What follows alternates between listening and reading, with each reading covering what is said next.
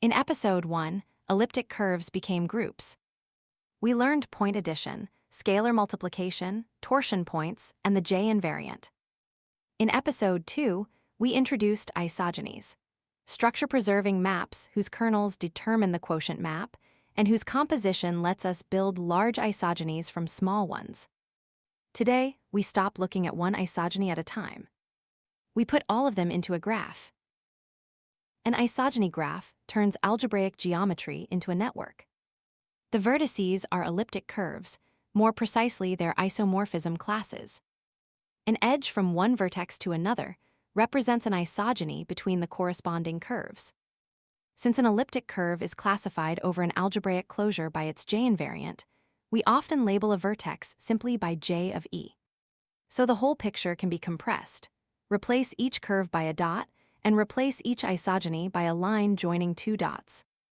Once we do that, questions about isogenies become questions about moving through a graph. In isogeny-based cryptography, the most important graph is built from supersingular elliptic curves over the field fp squared. We will not define supersingularity in this episode. For now, treat it as a special class of curves with an unusually rich supply of isogenies. The crucial fact for us is that their isogeny graph is connected. We also fix a small prime L, different from the characteristic P. We then keep only isogenies of degree L. The resulting network is called the supersingular l-isogeny graph. Its vertices are supersingular curves, and its edges are l-isogenies.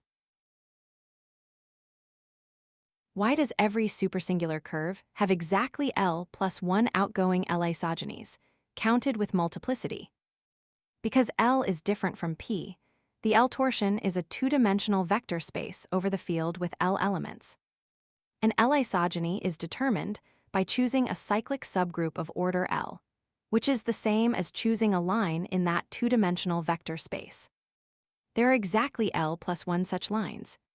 Therefore, from every vertex there are L plus one outgoing l-isogenies. A graph with the same number of edges leaving every vertex is called regular, so this graph is L plus one regular. Loops and repeated edges can occur, which is why we say counted with multiplicity. The second essential property is connectedness. Pick any two supersingular vertices in the graph. There exists a path of l-isogenies joining them. So, although the graph may contain an enormous number of curves, none of them lives in a separate island. Here is one such route. Each step follows one l-isogeny, and composing the edges gives an isogeny from the starting curve to the target curve. This is the graph version of the composition principle from the previous episode. Supersingular l-isogeny graphs are not merely connected and regular. They are expander graphs, in fact Ramanujan graphs. We will not define expansion formally here. That would take us into spectral graph theory. Instead, let us focus on the intuition that matters for cryptography. Start at any vertex. At every step, choose one outgoing edge at random and move to the neighboring curve. At first, your location strongly remembers where you started. But after only a relatively small number of steps, that memory fades. The distribution of your endpoint becomes close to uniform over the graph. Why is this valuable? A short random walk can turn one fixed starting curve into an endpoint that looks almost like a uniformly random supersingular curve. The walk is easy to compute because each step is just a small isogeny, yet the final curve can look thoroughly unrelated to the starting point.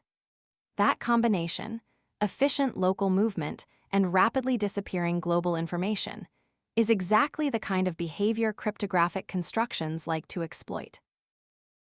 This leads to the central computational problem. Given two supersingular elliptic curves, E1 and E2, find a path of l-isogenies connecting them. Equivalently, find the sequence of small kernels that tells us which edge to take at every step. We know a path exists because the graph is connected. The hard part is recovering one. If the path were handed to us, we could compose its edges and evaluate the resulting isogeny efficiently. But the endpoints alone, do not reveal which of the enormous number of possible walks produced them. There is an important asymmetry. Constructing a path is easy when we choose the kernels ourselves.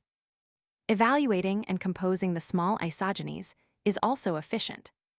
But given only the two endpoint curves, finding a connecting path is believed to be hard.